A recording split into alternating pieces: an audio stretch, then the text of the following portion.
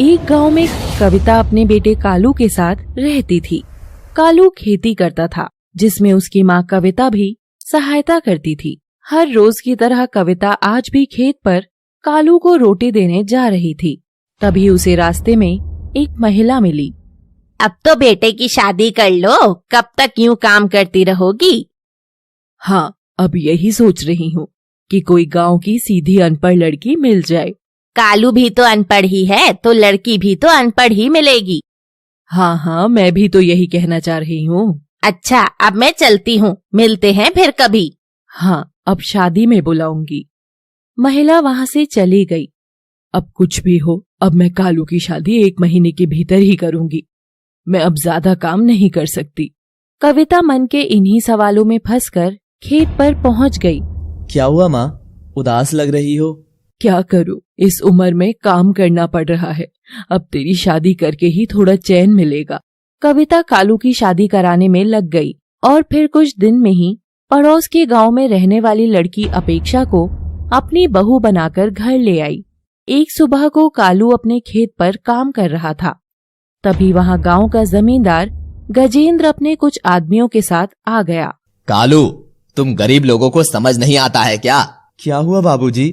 मैंने तुम सभी गांव वालों को बताया था कि सारी फसल की कमाई मेरे घर पहुंचानी है, लेकिन तुमने ऐसा नहीं किया। जमीन हमारी, मेहनत हमारी, फिर कमाकर आपको क्यों दे भला? बेवकूफ, मैं यहां का जमींदार हूं। क्या तुमको इतना भी समझ नहीं आता है? अब तुम लोग पिटाई से ही मानोगे। इस गवार को इसकी औकात दिखा दो, हड्डी पसली तोड़ दो इसकी। गजेंद्र के आदमी लाठी से कालू की पिटाई करने लगे। बचाओ, बचाओ! गांव के लोग खड़े होकर तमाशा देख रहे थे, लेकिन कालू को बचाने कोई नहीं आया। गजेंद्र चेतावनी देकर चला गया। कालू भी जैसे तैसे घर पहुंच गया। कालू की ये दशा देखकर कविता और अपेक्षा दौड़कर आईं। क्या हुआ मेरे बच्चे को? किसने किया ये हाल? माँ, जमींदार गजेंद्र ने मेरी हालत की है। उसकी ये हिम्मत! तुम अभी पुलिस को कॉल करो। तू इस मामले में कुछ ना बोले तो ज्यादा ठीक है। मैं भी इस घर का हिस्सा हूँ, मुझे भी अभिव्यक्ति की आजादी है।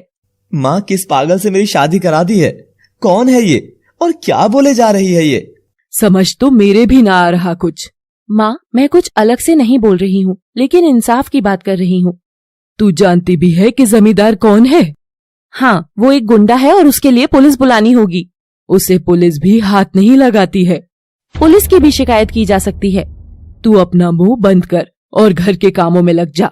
तू कलेक्टर नहीं है। और हाँ, आगे से बात याद रखना कि घर में सिर्फ काम करने तक ही खुद को सीमित रख।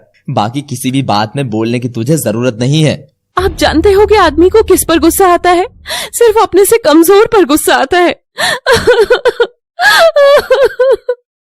अपेक्षा रोते हुए अंदर चली गई और सोचने लगी। अपेक्षा के माता पिता बैठकर बातें कर रहे हैं। अब जल्दी से अपेक्षा की शादी करनी होगी। क्यों भाई, इतनी भी क्या जल्दी है? अब ये बड़ी हो गई है, शादी तो करनी ही है। हाँ, एक बार शादी हो जाए तो हम भी गंगा जी नहाए। अपेक्षा भी वहाँ खड़ी होकर ये सब बात सुन रही थी। मुझे IAS बनना है, मैं अभी से शादी कैसे कर सकती हूँ? शादी के बाद पढ़ लेना। शादी के बाद कैसे पढ़ सकते हैं? लड़का अच्छा मिलेगा तो खूब पढ़ सकती है। माँ, ये सिर्फ कहने सुनने की बातें हैं, कोई नहीं पढ़ने देता। लड़का बंदर तो है नहीं जो तुम्हारी किताब फाड़ देगा। अपेक्षा को अपने माँ पापा के आगे हारना पड़ा और उसने कालू से शादी कर ली। 3 साल बाद अपेक्षा नाराज होकर अपने माँ पापा के पास गई हुई थी। उसकी सास कविता खाना बना रही थी। तभी वहाँ गांव के कुछ लोग और जमींदार गजेंद्र अपने आदमियों के साथ पहुँच गया। कालू, ओ कालू, बाहर निकल कर आ। कालू बाहर निकल कर आया। जी बाबूजी। क्यों रे, तेरी समझ में कुछ क्यों नहीं आता है? क्या हुआ बाबूजी? ज्यादा भोला मत बन और ये बता कि पैसे अब तक क्यों नहीं पहुंचे? वो मैं दे दूंगा। नहीं नहीं, अब मुझे पैसे नहीं चाहिए, बल्कि मैंने पूरे गांव की जमीन अपने नाम करा ली है। अब तू भी जल्दी से इस कागज पर साइन कर दे और अब से मैं तुम सबको मजदूरी दिया करूंगा।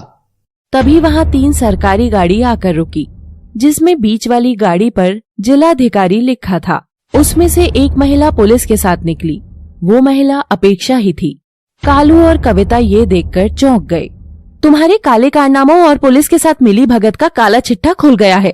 जल्दी से ये पेपर फाड़कर खुद को पुलिस के हवाले कर दो, वरना अंजाम बुरा होगा। जमींदार सिर्फ गरीब लोगों पर ही रौब जमाता था। कलेक्टर को देखकर वो बहुत डर गया और उसने तुरंत खुद को पुलिस के हवाले कर दिया। मेरी बहू कलेक्टर है? जी माँ जी, मैं शादी से पहले यूपीएससी की परीक्षा में अपना इंटरव्यू दे चुकी थी और शादी के बाद पता चला कि मेरा सिलेक्शन हो गया है और मैं घर से गुस्से में मम्मी पापा के पास नहीं गई थी। मैं तो अपनी ट्रेनिंग के लिए गई थी। मैंने आपसे झूठ बोला, मुझे माफ कर दो। माफ तो तू हमें कर दे बेटी, हम दोनों ने तेरी कद्र नहीं की। आज मैं गर्व से कहती हूँ कि मेरी बहू IAS है। कविता और कालू को अपनी गलती का एहसास हुआ और उन्होंने आगे कभी ऐसा न करने का प्रण लिया। Thanks for watching.